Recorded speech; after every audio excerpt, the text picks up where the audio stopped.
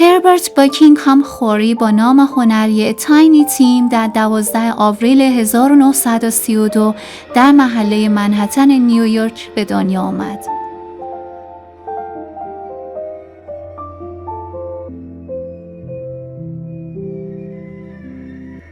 پدر تیم مهاجر لبنانی و مادرش یهودی لهستانی بود. اون از همون کودکی به موسیقی دهه‌های 1920 و 1930 علاقه زیادی داشت. موسیقی که هم سن و سالاش تقریباً هیچ چیزی ازش نمیدونستن.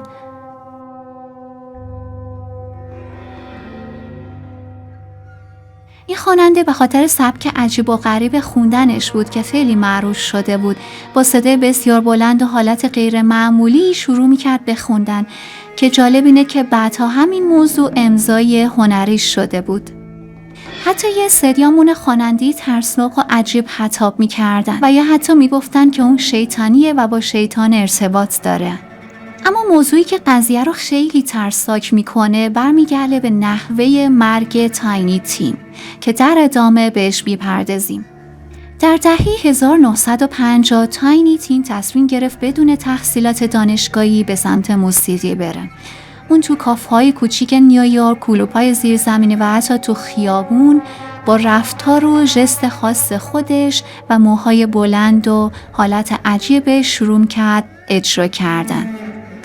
اون یه جوره شبیه دوره‌گردا لباس می‌پوشید و رفتار می‌کرد و همین باعث شده بود که به سرعت بتونه توجه رو به سمت خودش جلب بکنه. اون در دهه 1960 به شهرت واقعی رسید و حتی به یه برنامه تلویزیونی دعوت شد و قطعه تیپتو رو که بعدها به معروف‌ترین آهنگش و پرفروش‌ترین تبدیل شد اجرا کرد. این آهنگ رو قطعاً خیلی شنیدیم و یه جورایی بعد از شنیدنش مو به تنمون سیخ شد.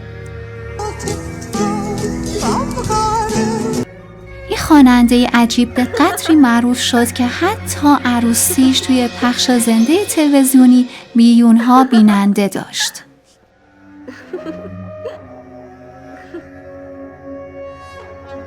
اما تاینی هم طعم تلخ افول شهرت رو چشید. در دهه 1970 بود که ظاهره عمومی به کل تغییر کرد و سبک خاص تاینی تیم دیگه محبوبیت سابقش رو نداشت.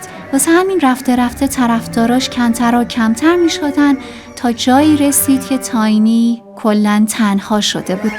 اما برخلاف این داستان اون همچنان به اجرا ادامه داد. با وجود اینکه از لحاظ مالی سالهای سختی رو تجربه کرده بود، با این حال هیچ وقت اجرا رو کنار نذاشت. اما یه اتفاق خیلی مهمی افتاد. در 30 نوامبر 1996 بود که تاینی به یه جشن خیریه در مینیاپولیس دعوت شد و اون تصمیم گرفت که آهنگ ترسناک و عجیب تیپتو رو اجرا بکنه. و خیلی خیلی عجیب بود که اون حین اجرای این آهنگ دچار حمله قلبی میشه و همونجا روی صحنه فوت میکنه. خیلی علت حمله قلبی تاینی رو ربط داده بودن به اون آهنگ مرموزی که اجرا کرده بود و گفته بودن که تاینی یه جورایی انگار حین اجرای اون آهنگ تسخیر شده بود و سر همین مسئله بود که در جا فوت میکنه.